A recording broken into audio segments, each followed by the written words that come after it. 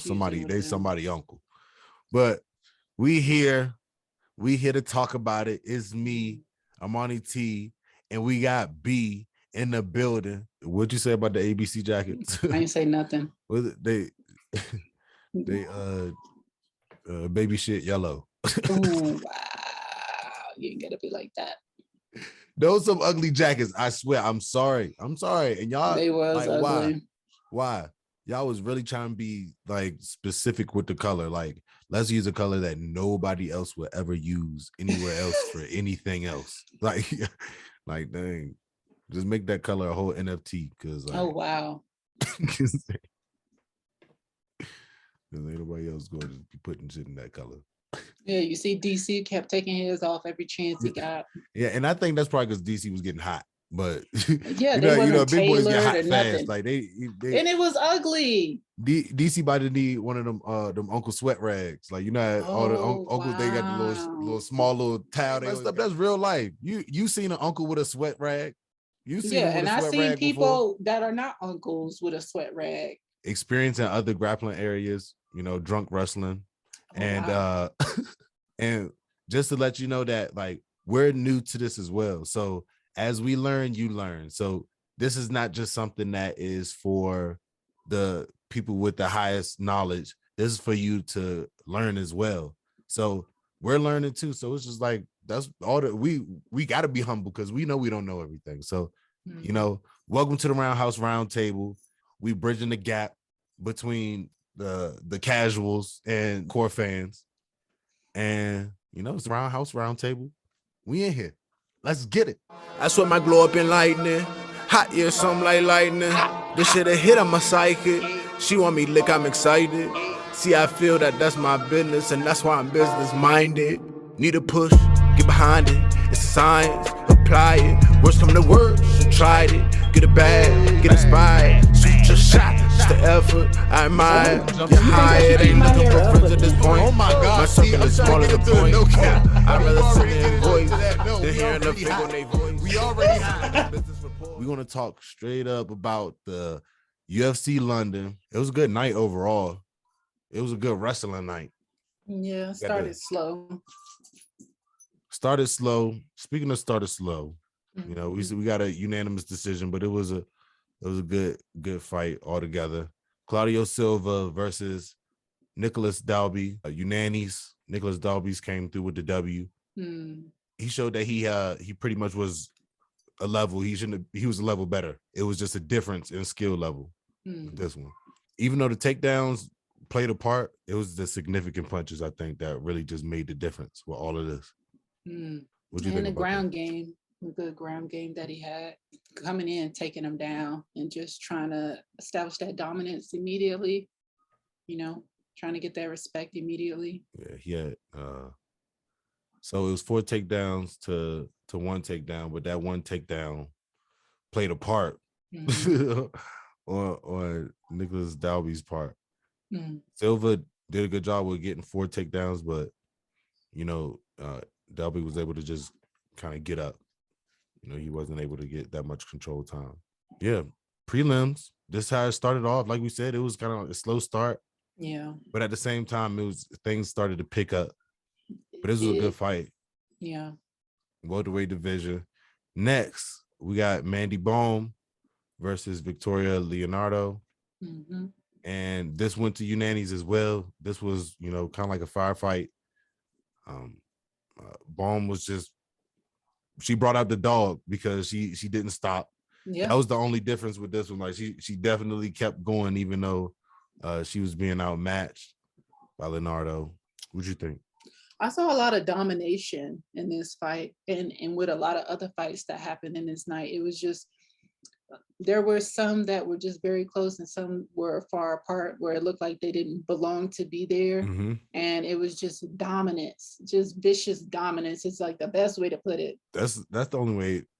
That's the only way to put it. Because Mandy Baum, I thought she was going to use her height and her length more to her advantage, but she didn't have the opportunity to do so. That girl's all in her face. She kept it close. And so she knew what she had to do to win that. And she stuck to the game plan and won.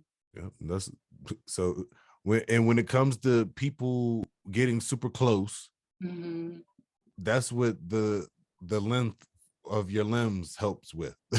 You know what I'm saying? Like keeping them at bay. Yeah, that's what I'm saying. Mandy Bohm she wasn't keeping her at bay. She was really and it seemed like she was kind of hesitant and second guessing, and Victoria Leonardo came in and she was more confident and got the W. Yeah. Unannies. Next, it was just a Unannies night. Next, John Herbert came through with the W. Kyle Nelson. John Herbert I think he just did a little bit more. It was clear, but he just did a little bit more. Yeah, it was close. Then this is what I'm talking. Like, this is one of the instances where it was close, and somebody just did just like a tad bit more. And I want to shout out London because they booed everybody who wasn't from there all night. So, and most of the London people won. So, shout out to them. London, they was for the home team. That's right. Everybody over there. They still was. It was a few people from different places, but it seemed from like they had UK. They had to figure out if they was close enough to cheer them on or not. Yeah. But John Herbert, I'm not going to say a lot of progression, but at the same time, I feel like he's leveling out to a skill level too. Sometimes, like when he gets a really good striker, sometimes it seems like he can get overwhelmed. But this time, he kept his composure and kept going. So I guess that would be the difference in progression from John Herbert. And Kyle Nelson just, he was trying to get away from the hands and feet. John Herbert's just such an elite striker. That's just how it goes for him. Yeah, he make people look like amateurs. Yep. Next, speaking of making people look like amateurs, Muhammad Mokaev versus Charles Johnson. And Charles Johnson is good too. That's the part. He's nice with it. Yeah. But Mokaev is like different. Like he's one of those guys who, how we watch Khabib come up and just excel and just dominate all the way up. Yeah. Mokaev has that. He has that, that background. He has that pedigree that's going to really bring him to that level.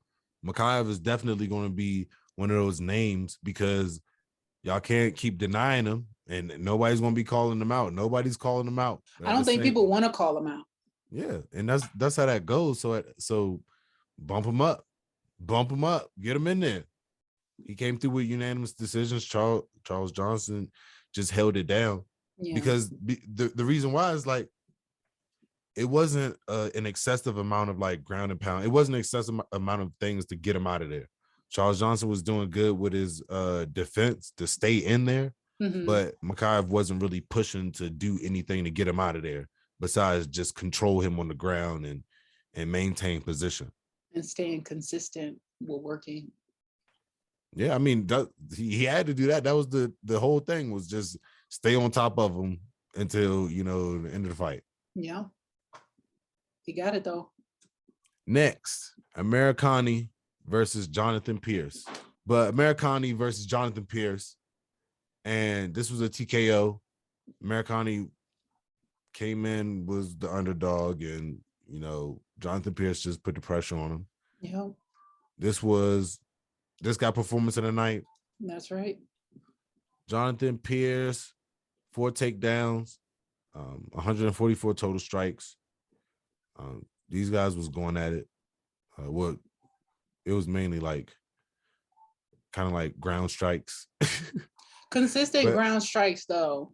Yeah, like, but he didn't give a chance to breathe. He couldn't even lift his head up without getting punched in the face. Yep.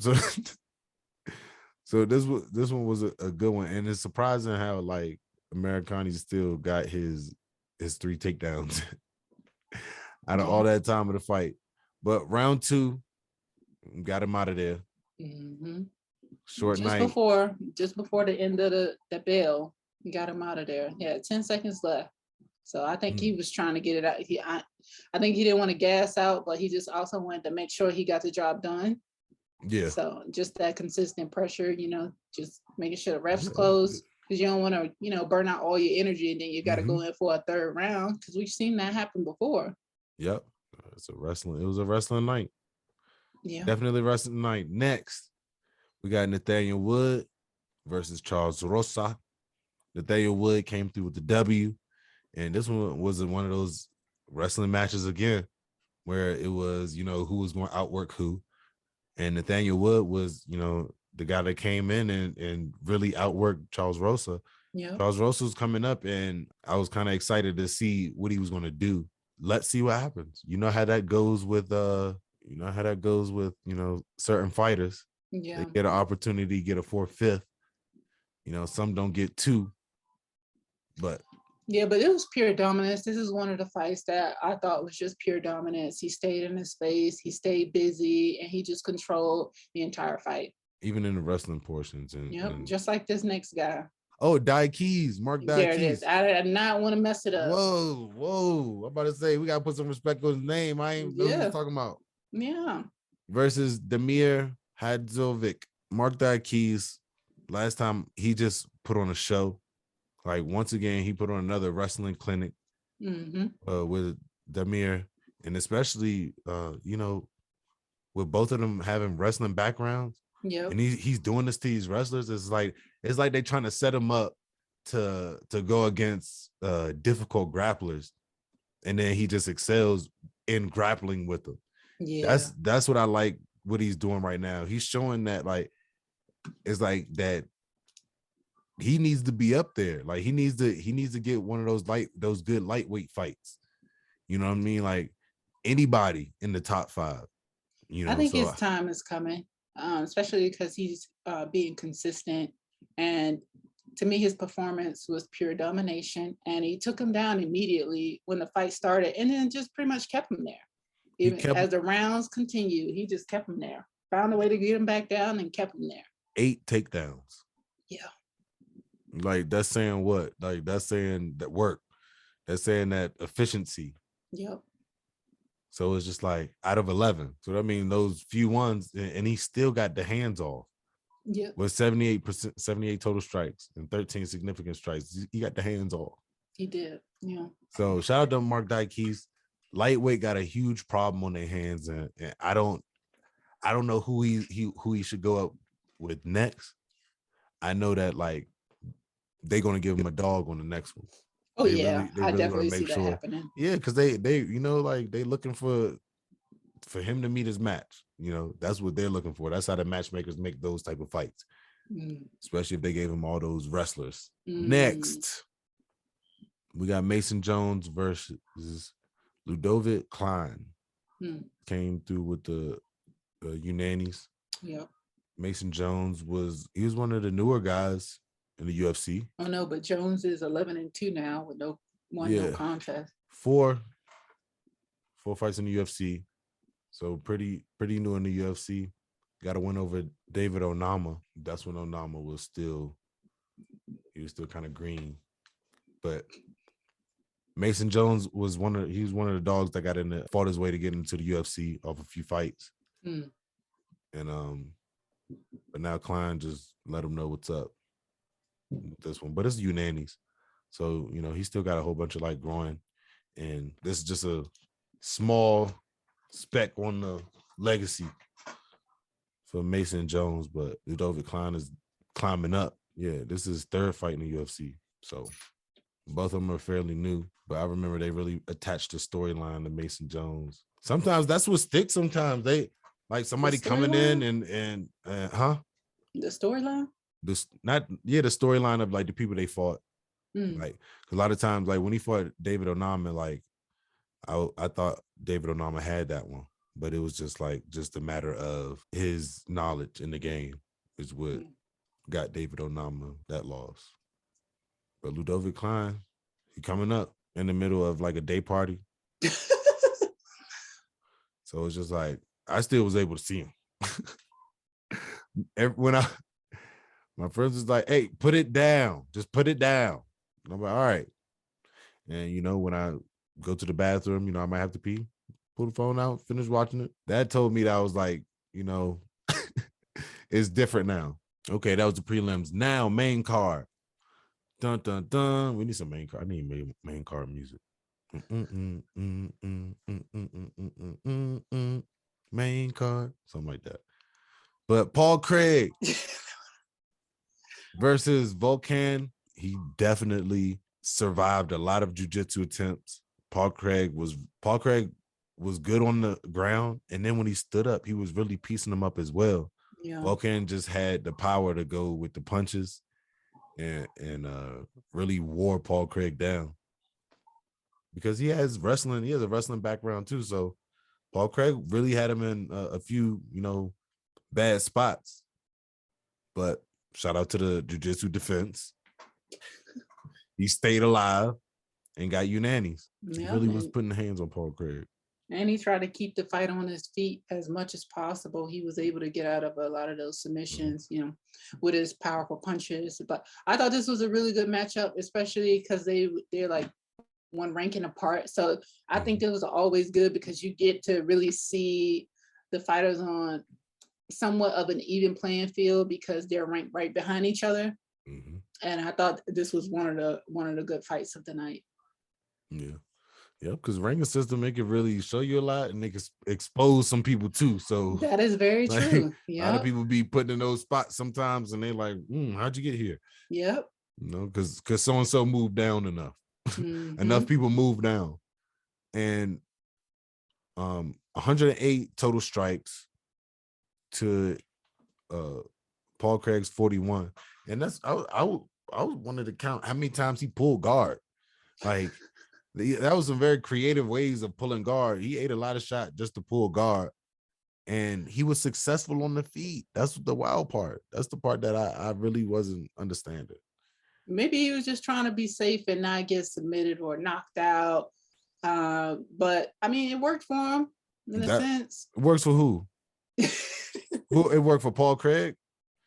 It helped him survive all 3 rounds. Yep. No, that's the thing. I think that if he was boxing and not pull guard the whole time, I think that he probably would have won that fight.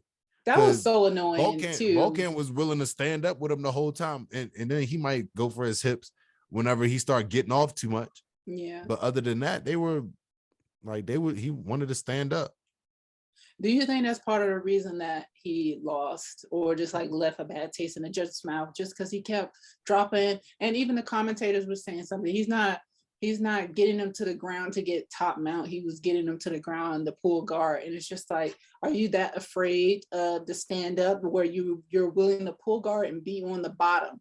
Like that's not a good place to be. Yeah. That's that if he's falling on the ground, that I wouldn't consider that dominance. Like what the commentators were saying was they would consider that to be dominance, consider them to, because they don't want to come down to the ground. You got to know who the person is to as a judge to be able to do that. So it's just like that doesn't really hold any weight. But to a judge, if a judge is being a neutral judge, it's just the fact you see somebody just falling down on the ground and do they look tired or not? You got that option as a judge to think, do they look tired or not? Do they look but like it wasn't a control aspect. It was more of a stalling aspect. Yes, that's what I'm saying. So it was the dominance was not being asserted. Like it wasn't being asserted. And Volkan just kept letting them get up. He almost fell for it a few times, That's true. People get caught up in it. They're like, ooh, this is going really well. Let me just keep getting into it. And they just get tricked. Yep. That's how they get tricked every time. Yep.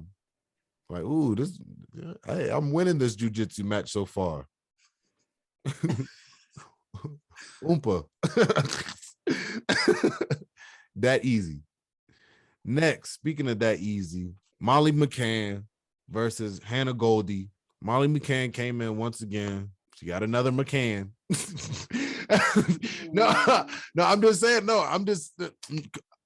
but I guess she's new to the UFC, so I guess that's what she gets for right now. So it's the turn up time and let's jump on the cage and all that shit until we get Goldie is new to the UFC as well. Until we get some good fights. Matchmakers do this when they got matchmakers. You think they were trying to give her a layup? They did that. I don't know. Goldie came out looking buff. She's a kickboxing champ, and just I don't know. Like even Goldie was bigger than her, just out muscling her whenever she put her towards the cage, and just so she had to Molly had to, excel through that. She had to get away from that and get it back to her world to get this win. So I think, to me, this was a good fight, especially because Hannah was giving her a run for her money in the beginning, and I guess she didn't know what to expect or just had to make some adjustments. By the way, she got the knockout. She used the length that she had. Hannah Goldie, it seemed like it was hard for her to get to Molly McCann.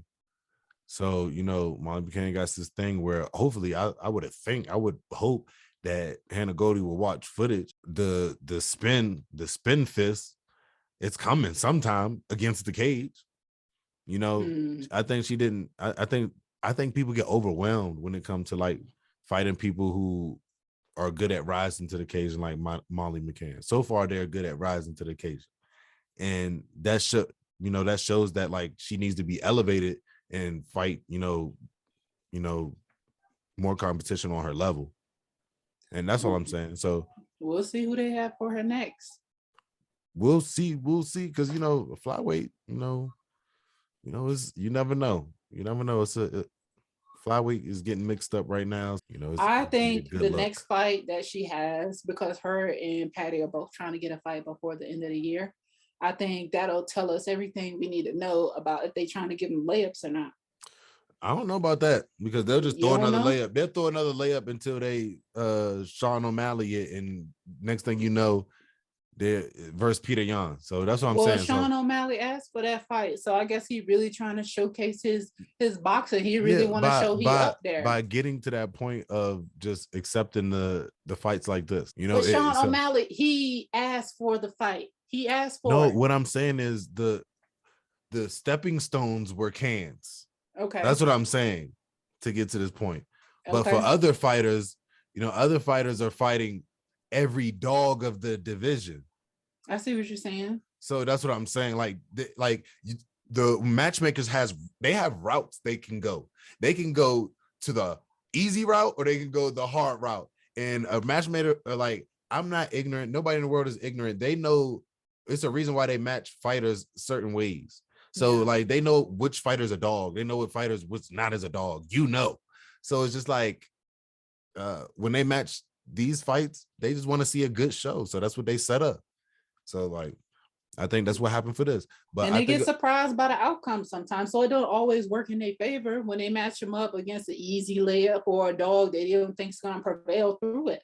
Yeah, but when you can see it before it actually happens, then that should tell you something in itself. Like if you seeing it wide open, like I've never seen this, I've never heard of this person. Where is this person? Let me go look at their footage. But well, they both knew, so that's why they have They have 2 wins by unanimous by split decision. Like there's stuff like that, and then that's when they'll just throw them together. Like as they get higher, that's when they be a little bit more intricate about it. But at the same time, it's just like in the beginning, they just do this one. You gotta build them up. You gotta build up the hype. You gotta give a reason that people will show up. So maybe they're just trying to, get some different fans to gravitate. Yep, they tried to get somebody to show up for this next one. Next, y'all did it. Y'all got people to show up for this one. The Alexander Gustafensen versus Nikita Krillov. Nikita Krillov is the dog, and he came through, that shit was bad. This was so bad. And it's just like, hey, we got some questions now, Alexander. Is it time or not? We don't know. Well, that's what DC said. DC said this last takeout was vicious. You need to just go ahead and retire. Yeah. And then when I saw this fight, I was like, dang. It's the one with the best chins. Like over time, that switch just get worn. You switch a light on, and then when the switch get worn, and switch it too hard, and switch back off. Like that it's worn. Yeah. Next. Because that's all I got for that. Shout out to Nikita Krillov. Yeah, he getting his W's, and he came up. He got a huge W just now. Yep. If nobody told him, he just got a massive W just now. I think he knows. So, next, Patty Pimblett versus Jordan Leavitt. This one was a good first round for Jordan Leavitt. Yeah, he was kind of getting off a little bit on Patty. Yeah, because Patty definitely lost that first round. And then round 2, Patty came in. Patty, was going like it was the first time, and then that's when he got to his back. And Patty has good jiu-jitsu. He has good jiu-jitsu, and that's the beautiful thing about jiu-jitsu is it's like you could be in the depths of hell and then fucking find somebody neck. Mm-hmm. And then it's a wrap. But I was expecting more from Jordan Leavitt. I was expecting more from the him in the sense of allowing him to get to his back, because he defended it the first time, but I think he was just exhausted and he got caught slipping. And Patty made sure exhaustion. Man, Patty made sure there was no defending. He had the arm trap with his leg. He was clear around the neck. Yeah. And so he already defended that the first time. And so I just think through all the transitions they did on the ground, he was just exhausted. But I did like that Patty did his dance at the end. He said he wanted to teabag him, and that's what he did. Teabagged his ass. Dropped it low right in his face. I was like, dang. Because Jordan Leavitt was definitely going to twerk on his ass. He was definitely going to do it. I'm glad he took that opportunity, because that shit was definitely going to happen. But it was. But Patty once again got another finish. So another finish. So now it's just like he's still on that train, and he won Drake $1 million or a few million. Okay. Okay. Yeah. He got the hype train, Barstool Sports, everything. You got him turned up off this guy. They showed up. So he know what he got to do. Yeah. For sure. Well, speaking of Drake placing a $1 million bet, whenever they were saying that when Molly was fighting, that's when she turned it up. You was like, oh yeah, Drake did bet $1 million on me, and she turned it up. As the commentators were saying that, she turned it up as they finished saying that. She's like, oh yeah, I do got, something to win for. I need to get this, done right now. Exactly. She was like, Drake would never ever invite me anywhere. I would never be invited anywhere. Adesanya's with Drake right now at OVO Fest in Canada. Just saying, he's handpicking these people in the UFC. I'm just saying. Next, Jack Hermansen versus Chris Curtis. Chris Curtis is showing like a whole different side of him. I don't know if he's going through some things mentally, or he knows that or he's just getting to him that he feel like he need to be, further, with the fighter. But it's just like it seems like it's like a kind of like a chip on his shoulder. Or maybe that's always how he was, but I think more of this fight is he was frustrated because I'm not talking about just this fight. This fight this fight was another example, because you could be in a fight with somebody and they could run the whole time, but the him exclaiming everything like oh man, come on, his level of being cool till it's up. Mm-hmm. What I'm saying is he showed more composure in his last fights. In this fight, it seemed like it was a little bit more personal. So, and it was some other footage where it was a guy in their gym, where he said he had some fights and he had just came in the gym talking shit. So I guess he beat the shit out of him. It wasn't bad, but he touched him up bad. And he kind of got in his face about it, angry. So I don't know what Chris Curtis got going on. I hope he good. But at the same time, it's just we just seeing a difference in the temperature with him, because his first impression was super humble, super cool, and that's what's got him to the UFC. So I hope he not turn into some hothead hanging out with Sean Strickland. Yeah, but also he got this fight on short notice, and he didn't have a lot of time to prepare, but I think it was also the weight of being the co-main event. That's it took him so long to get to that point, and for him to be a backup on this, that could put a chip up on your shoulder, and to have somebody running from you the entire fight, bobbing and weaving, getting in, getting out, mm-hmm. and they got a length advantage. I feel like that is just a whole. It was effective striking. Storm. It was a perfect storm. Yeah, shout out to Jack Hermansen. It was effective striking. It was. He did with all the other fighters. What all the champion style fighters were doing and how they were working. Yeah. Chris Curtis, he could have put his foot on the pedal a little bit more and been more assertive to get more takedowns, because maybe he didn't want to wrestle with Jack Hermansen. So that was, maybe he was showing his insecurities, because he was kind of laughing about Jack Hermansen standing up with him. That's what he did the whole time. Yeah, he said Jack Hermansen ran the entire time, but yeah, he ran, but he didn't want to go for the takedown. The takedown was there because he wanted Jack Hermansen wanted it. Shout out to Jack Hermansen. He got another W. It was just Chris Curtis is a big W, but I think Chris Curtis is about to come back different in the sense of one, his composure, two, his takedown assertiveness. So I think he's gonna come up with that one. Next, we got Curtis Blaydes versus Tom Aspinall. Curtis Blaydes came through with the W because Tom Aspinall's weapons failed him. I don't know what else we need to talk about. That was it. 15 That's exactly seconds. and running back later, I guess. But Curtis Blaydes just need to keep moving up because he was definitely on his way before Derek Lewis. Derek Lewis was the one that kind of changed the trajectory for a second. Shout out Tom Aspinall as well. UFC London went off. A lot of wrestling, but it was still a good night. Yeah, it was. Next is Amanda Nunes versus Juliana Pena. The rematch. I'm here for it. Yeah. So, and that was a No Cap recap. Make sure you go follow us on Spotify, Apple Music, and all the other streaming platforms for podcasts and music. ArmaniT.net if you want to tune in as well. Make sure you subscribe to our YouTube.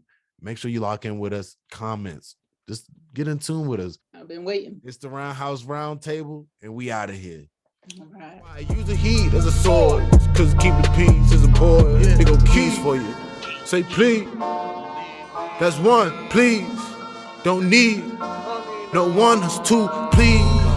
Don't leave. That's 3, 4. If you do.